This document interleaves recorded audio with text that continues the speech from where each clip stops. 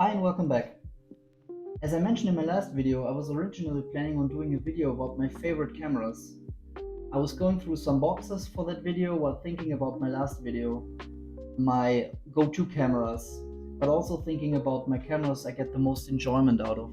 So anyways, I was going through these boxes full of unused and forgotten cameras, and this one falls into my hands. A long forgotten love which took me on a trip down memory lane, which then threw me down the internet rabbit hole of researching and buying. Bad decisions were made. If in the past or in the future, we'll see.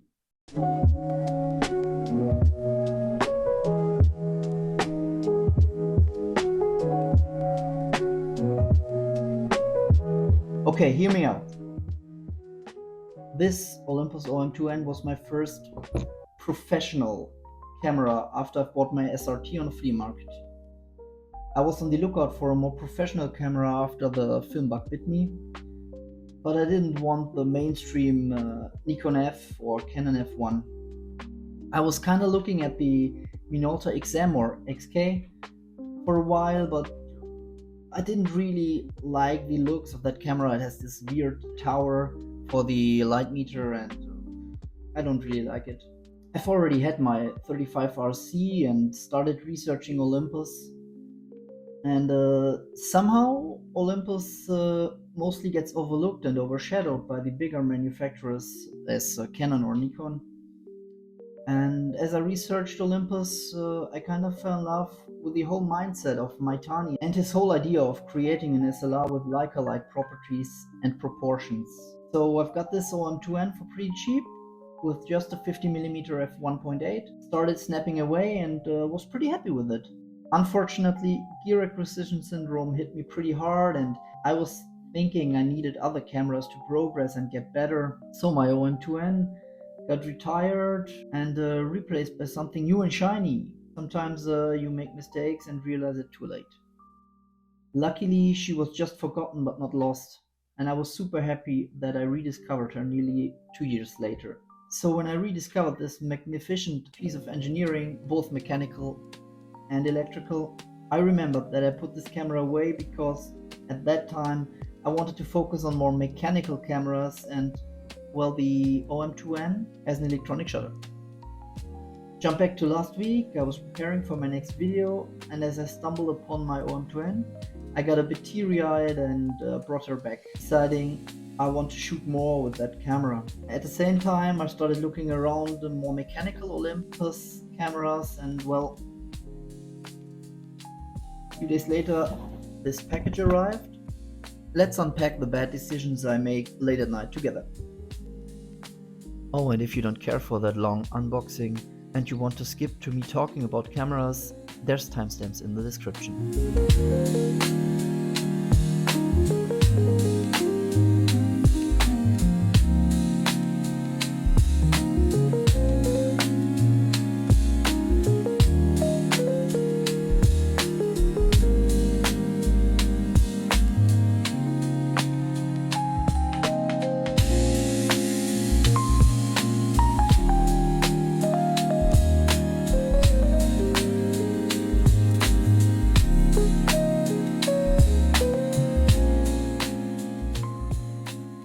Okay, what we've got here.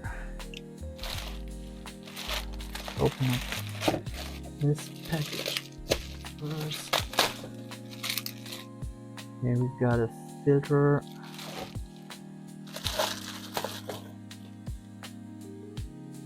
That's an Olympus flash.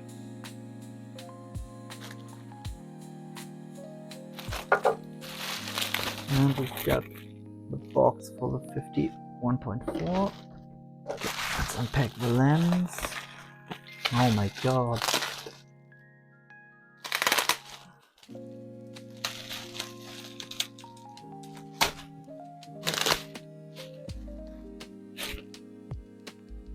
In its original container, 200 f5.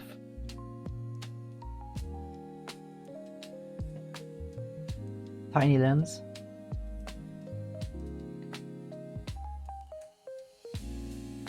The filter is already on there.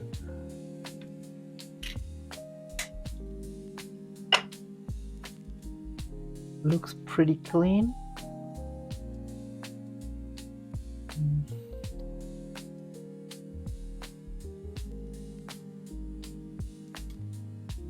Closes well.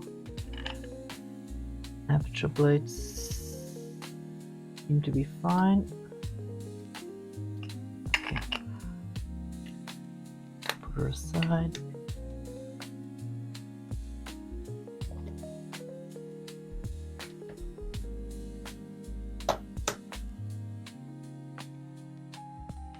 Everything's in like pristine condition so far. Okay, let's unpack this baby.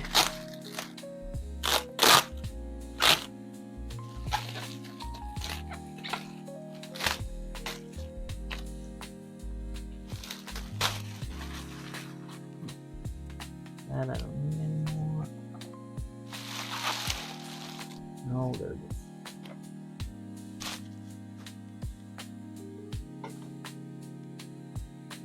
Free hair. Oh, there she is.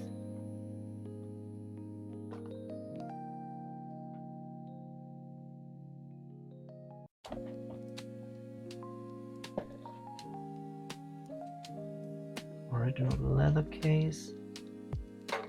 She is. No film inside. 1.4.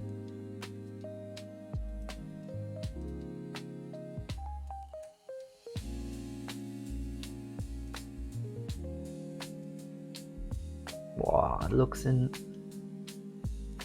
perfect condition.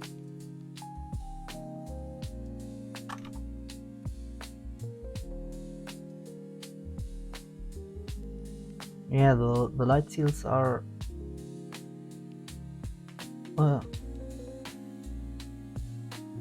yeah, I have to remake the light seals. Other than that, it's at 1 second. Oh, it's a bit slow. 1. Half a second. It looks good. 30. 60. 250. 500. Seems okay. This in the light. No cut off.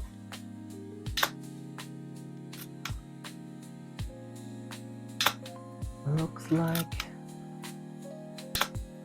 got no cutoff. Okay. The light meter does something, but I'll have to check that with a lens.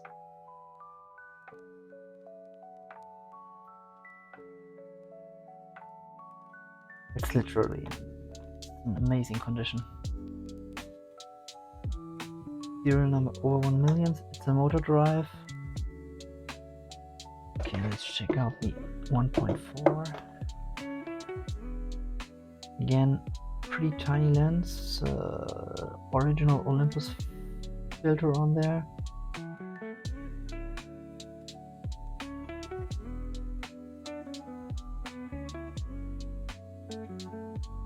Oh, okay. The aperture blades are fine, just it's returning super slow. That's a known problem and an easy fix. Okay, that's everything. I'll clean everything up, fix that slow aperture really quick, and then test roll time. Let's go.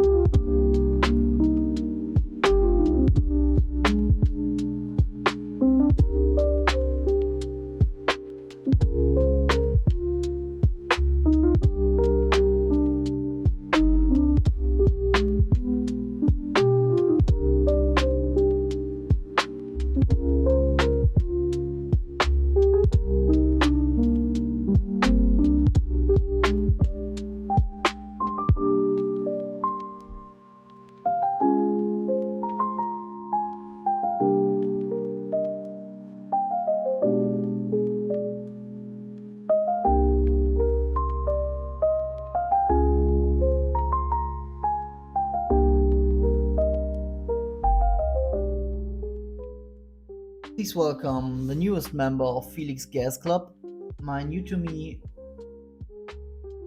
Black OM1.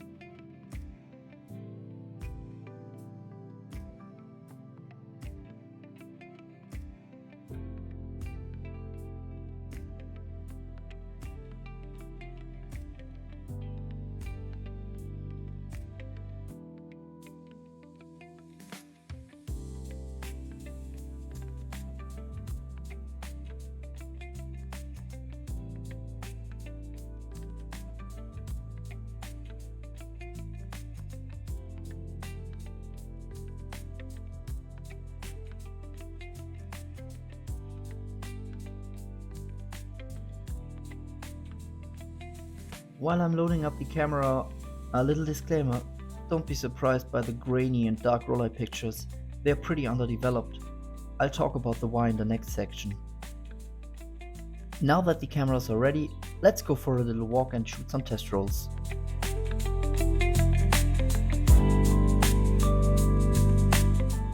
Unfortunately, I lost all audio due to the windy weather, so editing Felix is doing a little voiceover here.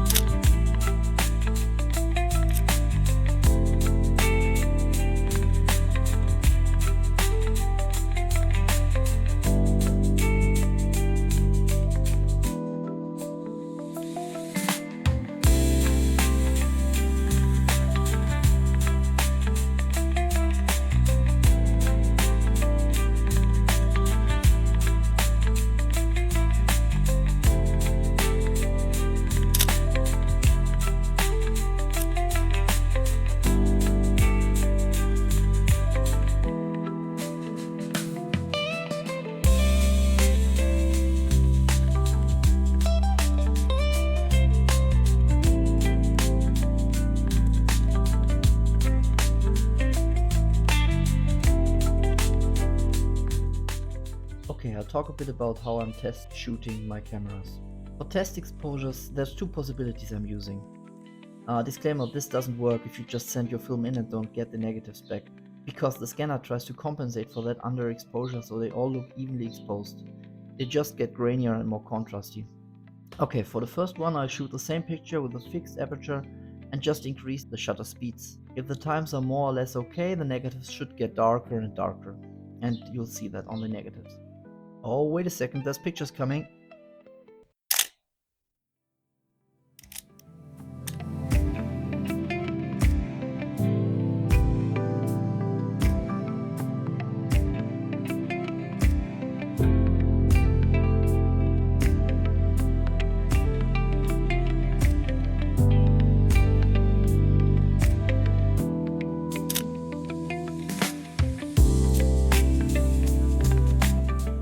Where was I?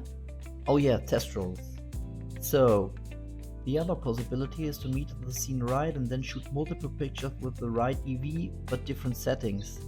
That means if the meter tells you 1/1000, At f4 you shoot that, and then you shoot one at 1/500th at f5.6, one at 1/250th at f8, and so on, which in theory at least should be the same amount of light, so the negative should look exactly the same, except for the change in depth of field if the times are right.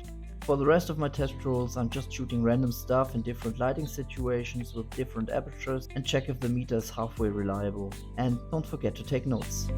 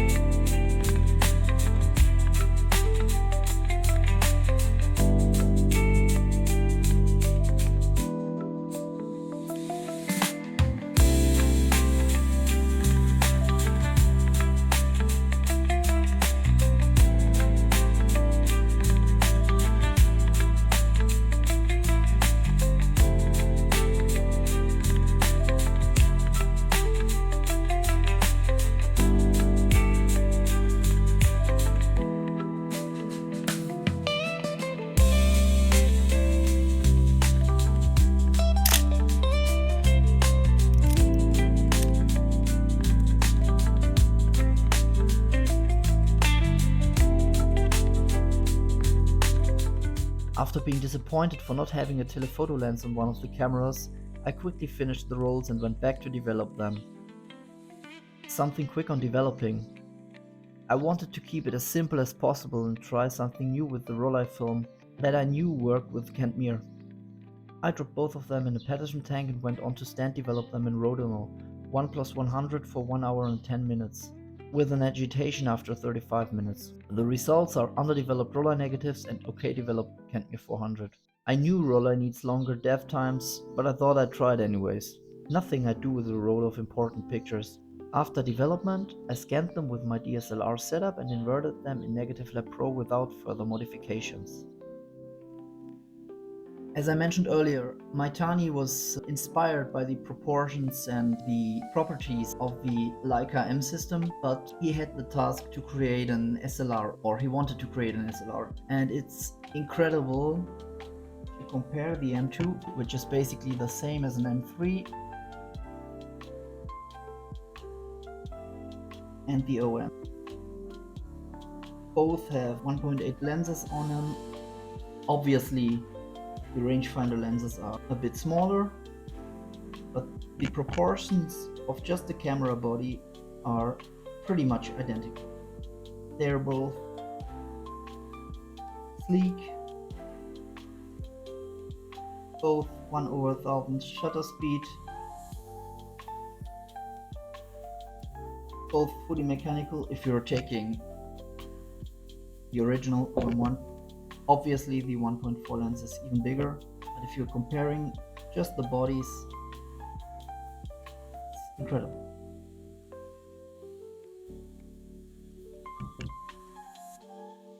So yeah, we're not talking about Leica in this video, we're talking about Olympus.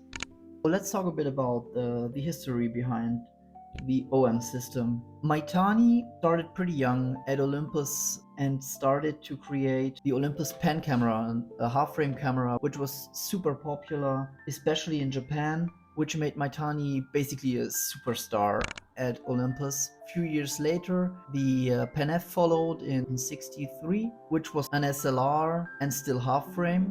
And After the super popular Pen F, Maitani continued to work in a small team at his idea of a professional grade SLR, which was just as compact as a Leica M rangefinder, and he created in 72 the Olympus M1. M1 for Maitani 1. At his release, Leica wasn't too happy with the name, so they kind of forced Olympus to change it to OM1, which was Olympus Maitani 1. The camera never really made it. It was a popular camera because of its proportions, but even though it was meant as a professional system, it never really caught on with the professionals. Especially photojournalists just used their Nikon Fs because they knew they could abuse them and could literally throw them around and they'd still work. While the OMs were not fragile, they were all mechanical too, but they've had their problems. In 73 the OM2 followed. This is the OM2N. But in 73 the OM2 followed, and in 83 the OM4, which was a camera with spot metering and an electronic shutter, and in 84 the follow-up to the OM1 came out, the OM3, which was a fully mechanical camera just with a light meter. The OM4 and the OM2, due to their electronic shutters, only work with batteries. The OM1 and the OM3 just need the battery for their light meter. Okay, so the OM2N and the OM1 are both working fine, but what does it mean for my photographic journey? This little trip just a couple of minutes away from my home made me realize once again how much I love photography and how super cool Olympus cameras are to handle and to operate. I now know why I started to prefer rangefinders over my other SLRs. Compared to the SRT or my LX, rangefinders just feel way more natural and easy to use for me. And I think that's mainly due to their form factor and ergonomics. Having an SLR with pretty much the same proportions than my beloved M2, and even fully mechanical, makes it the ideal complementary camera to my Leica. And having the option for an aperture priority system for ease of use or handing to friends to take some photos while having the exact same controls makes the OM2N a super backup and carry around camera, especially with that tiny 50mm 1.8. Well, okay, a long story short, my Minoltas are staying for sentimental value. Plus I've got all the lenses I want for that system. The SRTs may be bricks and maybe as simple as it can get for an SLR.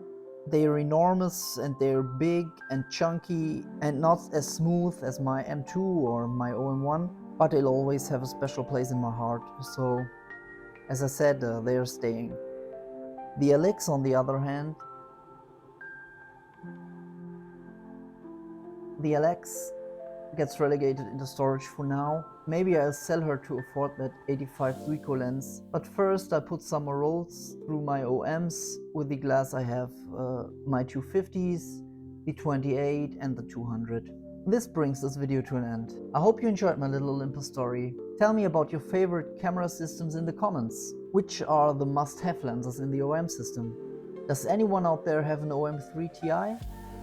I kind of want one, but the prices are kind of astronomical and out of my range for the moment. Well, enough blabbering around. Thank you so much for watching. In the next video I'll finally talk about my favorite cameras in all formats. And I've got a new camera in medium format that's quickly becoming a favorite I'll have to show you. Until then, go out, shoot and have fun. I'll see you next time. Bye!